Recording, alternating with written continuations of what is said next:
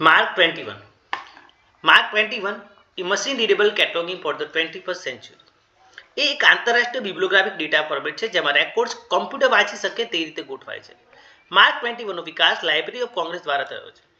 આ ફોર્મેટમાં US mark અને કેનમાર્કને એકીકૃત કરીને 21મી સદી માટેનું સ્ટાન્ડર્ડ બનાવવામાં આવ્યું છે. માર્ક 21 એ લાઇબ્રેરી કેટલોગ માટે મશીન રીડેબલ રેકોર્ડ બનાવવાનું સૌથી વ્યાપક ફોર્મેટ છે. ઉદ્દેશ્ય જોઈએ તો ડેટાની એકરૂપતા જે તમામ લાઇબ્રેરીઓમાં એક સરખું ફોર્મેટ ધરાવે છે. રિસોર્સ શેરિંગ તો વર્લ્ડ કેટ ઇમ્પ્લિમેન્ટ જેવા યુનિયન કેટલોગ શક્ય બને છે. ઓટોમેશન સપોર્ટમાં ઓપેક અને ડિજિટલ લાઇબ્રેરી સરળ છે. ઇન્ટરઓપરેબિલિટીમાં વિવિધ સોફ્ટવેર અને સિસ્ટમ વચ્ચે સુસંગતતા. વિગતવાર માહિતી જોઈએ તો બિબ્લિયોગ્રાફિક રેકોર્ડમાં તમામ જરૂરી તત્વો સામેલ છે. માર્ક 21ના ફોર્મેટ જોઈએ તો મુખ્ય 5 ફોર્મેટ છે. બિબ્લિયોગ્રાફિક ફોર્મેટ જેમાં પુસ્તકો, જર્નલ અને ઓડિયો વિડિયો સામગ્રી વગેરે માટે. ઓથોરિટી ફોર્મેટમાં ઓથર નેમ, સબ્જેક્ટ હેડિંગ માટે. હોલ્ડિંગ ફોર્મેટમાં લાઇબ્રેરી કલેક્શનની અવેલેબિલિટી માટે. ક્લાસિફિકેશન ફોર્મેટમાં ક્લાસ નંબર માટે. કમ્યુનિટી ઇન્ફોર્મેશન ફોર્મેટમાં ઓર્ગેનાઇઝેશન, ઇવેન્ટ્સ તથા સર્વિસ માટે. માર્ક 21નું રેકોર્ડનું માળખું જોઈએ તો લીડરમાં રેકોર્ડ વિશેની માહિતી હોય છે. ડિરેક્ટરીમાં ફિલ્ડ્સ ક્યાં છે તેનું ઇન્ડેક્સ. વેરિયેબલ ફિલ્ડમાં મુખ્ય માહિતી. ફિલ્ડ્સને sub fields $A, $B, $C indicator વડે ગોઠવાય છે. માર્ક 21ના મુખ્ય ટેગ જોઈએ તો 0xx કંટ્રોલ ફિલ્ડ છે જેમાં 001 રેકોર્ડ નંબર, 008 લેંગ્વેજ, ડેટ અને ટાઈપ. 1xxમાં મુખ્ય એન્ટ્રી હોય છે જેમાં 100 ઓથર માટે જે પર્સનલ નેમ, 110 કોર્પોરેટ ઓથર માટે.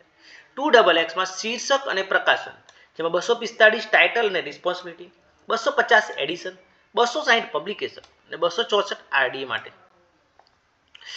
3xxમાં ભૌતિક વર્ણનનો સમાવેશ થાય છે જેમાં 300 એટલે કે એક્સટેન્સ, સાઇઝ અને ઇલ્યુસ્ટ્રેશન, 336 નંબરમાં કન્ટેન્ટનું ટાઈપ, 337માં મીડિયા ટાઈપ તથા 338માં કેરિયર ટાઈપનો સમાવેશ થાય છે.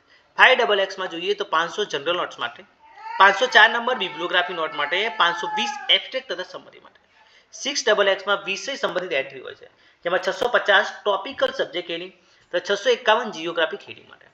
7xxમાં ઉમેરાયેલી એન્ટ્રી એટલે કે 700 added personal author, 710 added corporate author.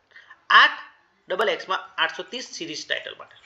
ઉદાહરણ તરીકે જોઈએ તો ટાઇટલ છે આપણી પાસે 5 lose of library science SR Ranganathan દ્વારા. એમાં 100 નંબર એટલે કે ટાઇટલ 100 નંબર એટલે કે ઓથર,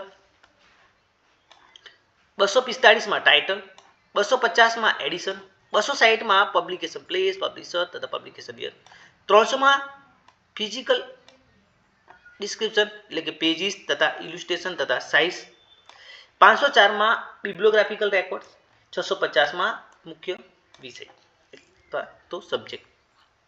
માર્ક 21ના ફાયદા જોઈએ તો ઇન્ટરનેશનલ એક્સેપ્ટન્સ છે જેમાં વિશ્વભરની લાઇબ્રેરીઓ દ્વારા અપનાવાયેલું છે. રિસોર્સ શેરિંગ એટલે કે યુનિયન કેટલોગ OCLC વર્લ્ડ કેટમાં સરળતા રહે છે. ઓટોમેશન કમ્પેટેબલ એટલે કે ઓપેક ડિજિટલ લાઇબ્રેરી સોફ્ટવેરમાં ઉપયોગી.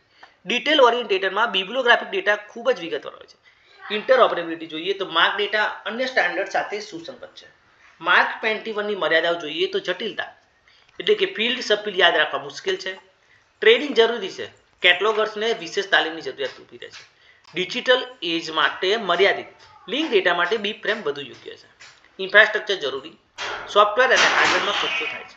નિષ્કર્ષ જોઈએ તો માર્ક 21 એ લાઇબ્રેરી સાયન્સ ક્ષેત્રમાં સૌથી મહત્વપૂર્ણ બિબ્લિયોગ્રાફિક રેકોર્ડ સ્ટાન્ડર્ડ છે. તે ઓટોમેશન, રિસોર્સ શેરિંગ, ઇન્ટરઓપરેબિલિટી આધારભૂત છે. ભવિષ્યમાં માર્ક 21 ધીમે ધીમે બી ફ્રેમ અને આરડીએ તરફ બદલાઈ રહ્યું છે પરંતુ આજ સુધી તે લાઇબ્રેરી કેટલોગિંગનું હૃદય